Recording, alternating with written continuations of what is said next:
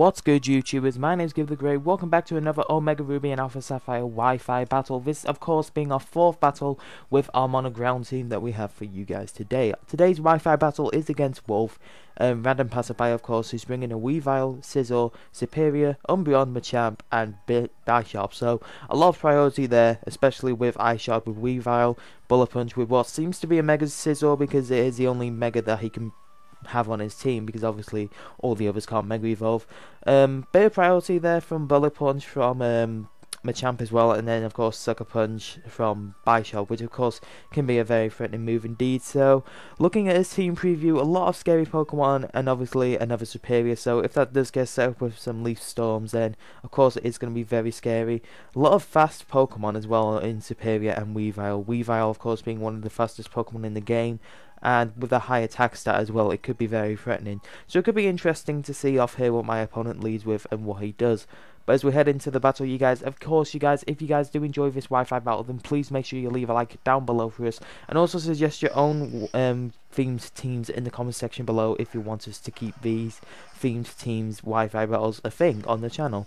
So he's gonna start off with his Ice-Sharp here, as we can see, as he goes for the Iron Head. Trying to flinch me out, I wonder.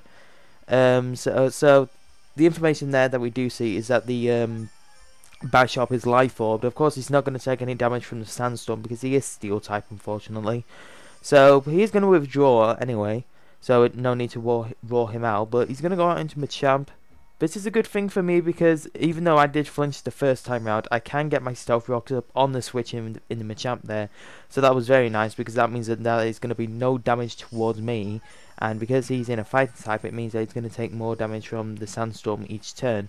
Although the way he brought this in suggests that he has a super effective move for me. And indeed he does with the Ice Punch. Trying to hope he can get like a potential freeze on me, which of course wouldn't be nice for my Hippowdon after all. So obviously thinking that the way he brought that in, I was thinking he would go for an Ice Punch, so knowing that I could take that, I decided to go for the Slug Off, which at the end of the day was a very good result, because it means I can get back to max health, and you know, it's like I just came in the battle for the first time, which is very, very nice indeed. So looks like a 3-hit KO from Machamp's point of view. If he get double crits or something, then it will be a 2-hit KO, but you know. So I roll him out. Obviously the whole point of lead Hippowdon is just to roar Pokemon out with Stealth Rocks and then get the Sandstorm set up and everything, and then later on maybe it could be proved to be a viable Pokemon. I mean, we've seen it happen before in previous Wi-Fi battles, you know, get the Sand set up for Escadrille or Mega Garchomp with Sand Force and Sand Rush.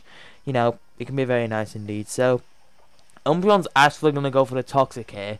I think my other move on my Hippowdon is Toxic. I'm not so sure. It could be. Because, I mean, what do I run? I run Slack Off, Roar, Stealth Rock, and Toxic. So, yeah, it would be Toxic. Now, thinking about that, I didn't actually want to Toxic this Machamp, because I didn't know whether or not it was actually No Guard or Guts.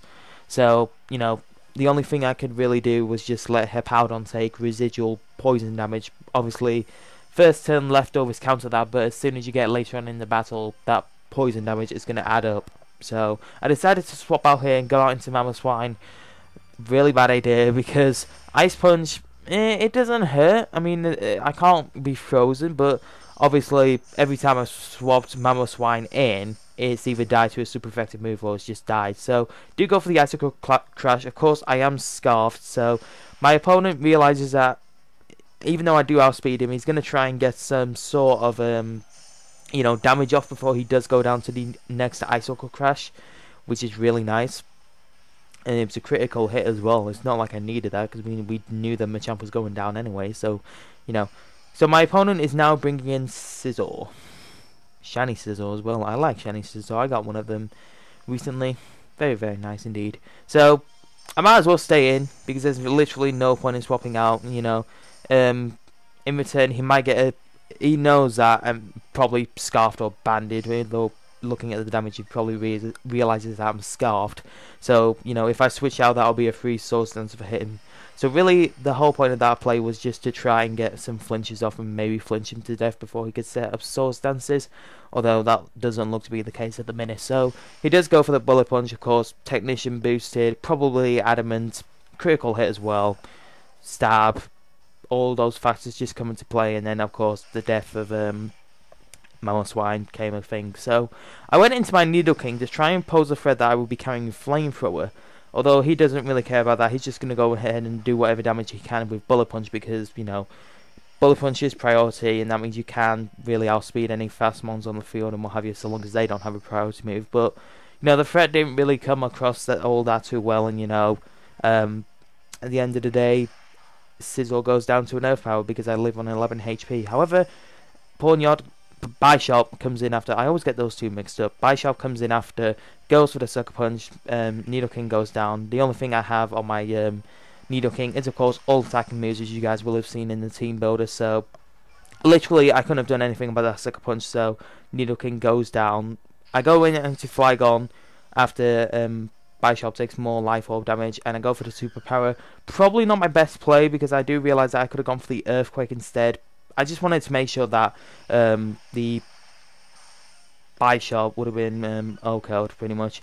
So he goes out into his Superior, goes for Leaf Storm. Of course he's going to get set up as I go for the Outrage. Of course it's not going to do as much damage because of that -1 that I got from Super Power. So at this point it's just do whatever damage you can. So Superior is going to go for the Dragon Pulse, not choiced in any fashion, or not trying to set up with the Leaf Storms, you know. He knows that he's at +2 right now, so whatever damage he does to me is going to be pretty threatening indeed. So, knowing this, I decide to go back out into my Hippowdon because I think my last two Pokemon at this point in time is actually Escadrille and Garchomp. So, they're both obviously going to benefit from the Sandstorm, Mega Garchomp with the Sand Force. I always get Sand Rush and Sand Force mixed up, but when I think of it, Escadrille outspeeds, so is Sand Rush. So I do go out into my Escadrille here, of course, making full use of that Focus Sash on the clean switching, taking out the Superior, of course, because I outspeed it, like I just mentioned.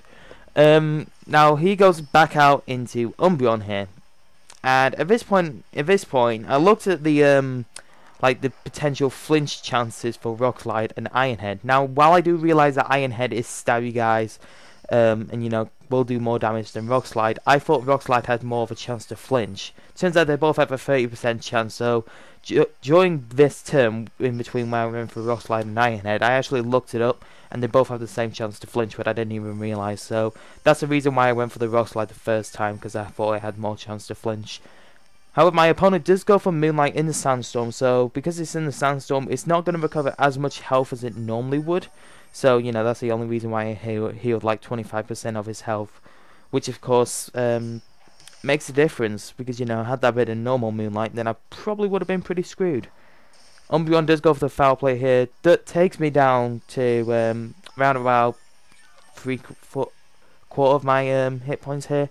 So, you know, not enough to bring me down to Sash, but, you know, it does make the Sash ineffective anyway. So, Umbreon does go down to another Iron Head. And now here comes Rosalie. Pretty much what I saw with the team preview, this was the most threatening Pokemon that I potentially saw as really threatening, because it does hit super hard, has priority in both Ice Shard and Fake Out. And as he goes for the Fake Out first turn, of course I can't do anything, just to make sure that he gets enough damage with Ice Shard to take me out. And now, of course, the only Pokemon I do have left is Garchomp. Now, unfortunately for me, the Sandstorm did subside, so pretty much it'd be a case of either go for Earthquake or Stone Edge just to see what damage I can get off, even though he's going to outspeed me anyway. So, hoping that he doesn't have another Ice-type move besides Ice Shard. Maybe I could live it. Maybe I could live an Ice Shard, but no, it turns out to be Icicle Crash. He does connect with it, and in the end, that's my Garchomp down. So, I did lose against Wolf, but nevertheless, it was a very good battle, you guys. So, with this team, that makes me 2-2, 2-1-2 loss, but nevertheless, I made this team because it's really good fun. But either way, hope you guys did enjoy it just as much as I did. If you did, then please leave a like down below for us, because your support is appreciated. And if you haven't already, make sure you subscribe to Ultra Tech for all the latest Ultra Tech content on the channel, you guys. However, that's it from me. I'm going to go ahead and get out of here. Thank you guys so much for watching. You guys are amazing. I've been Gib The Great. This is me, signing off.